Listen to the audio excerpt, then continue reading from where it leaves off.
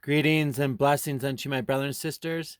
Now I am going to share with you a little video to help encourage you and all the doctors who have repented for murdering these children. Anyone who has committed murder on their children, who have murdered their children, it's called abortion.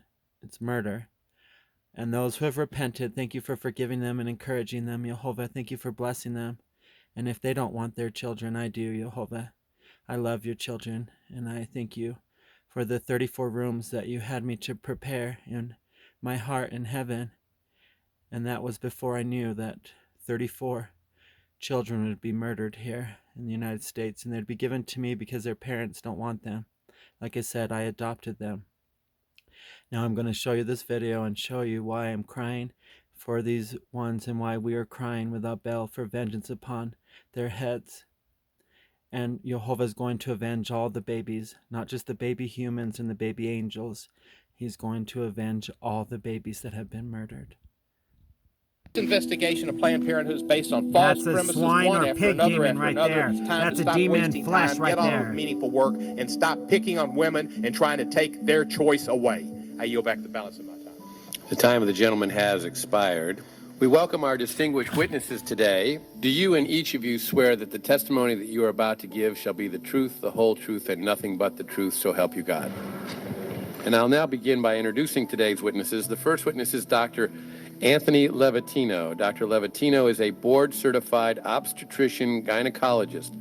Over the course of his career, Dr. Levatino has practiced obstetrics and gynecology in both private and university settings, including as an associate professor of OBGYN at the Albany Medical College. And Dr. Levatino, we'll begin with you. Welcome. Thank you, Chairman and members of the committee. I only have 5 minutes, so I'm going to get right to it. Second trimester D&E abortions performed between roughly 14 and 24 weeks of gestation. Your patient today is 17 years old. She's 22 weeks pregnant. Her baby is the length of your hand plus a couple of inches. And she's been feeling her baby kick for the last several weeks, but she's asleep on an operating room table. You walk into that operating room scrubbed and gowned, and after removing laminaria, you introduce a suction catheter into the uterus. This is a 14 French suction catheter. If she were 12 weeks pregnant or less, basically the width of your hand or smaller, you could basically do the entire procedure with this. But babies this big don't fit through catheters this size. After suctioning the amniotic fluid out from around the baby, you introduce an instrument called a Sofer clamp. It's about 13 inches long. It's made of stainless steel. The business end of this clamp is about 2.5 inches long and a half-inch wide. There are rows of sharp teeth.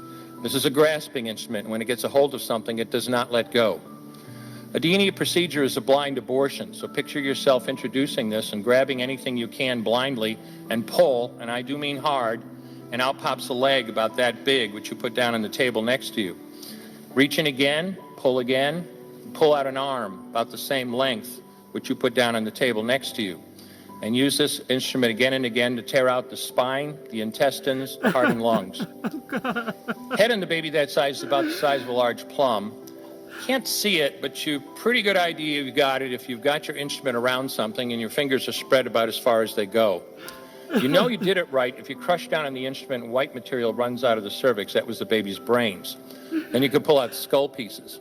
And you have a day like I had a lot of times. Sometimes a little face comes back and stares back at you. Congratulations, you just successfully performed a second trimester D&E abortion. You just affirmed her right to choose.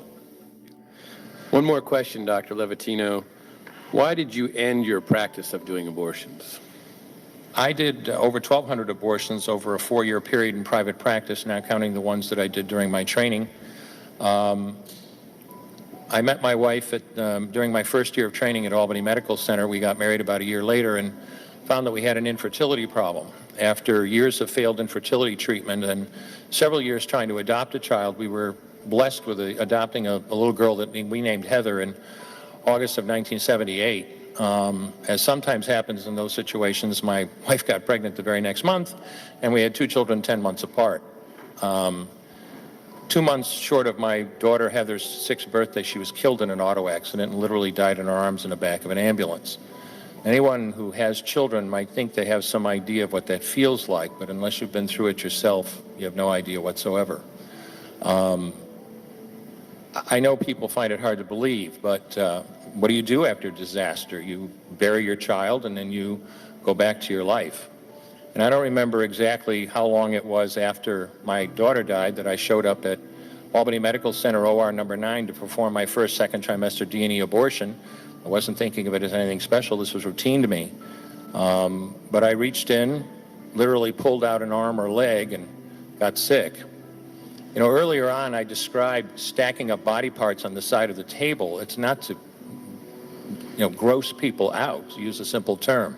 When you do an abortion, you need to keep inventory. You have to make sure you get 2 arms and 2 legs and all the pieces. If you don't, your patient's going to come back infected, bleeding, or dead. So I soldiered on and finished that abortion. And I know it sounds, as I said, hard for people to believe, but I'm telling you straight up my experience. You know, after over 1,200 abortions, first and second trimester up to 24 weeks and all the rest of it, and being very dedicated to it, for the first time in my life, I really looked at that pile of body parts on the side of the table.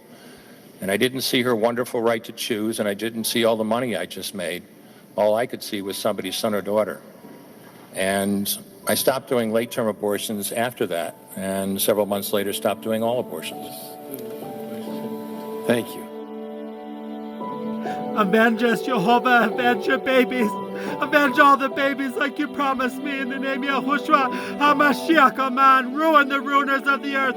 Destroy the destroyers of the earth. Thank you, Yehovah. Thank you.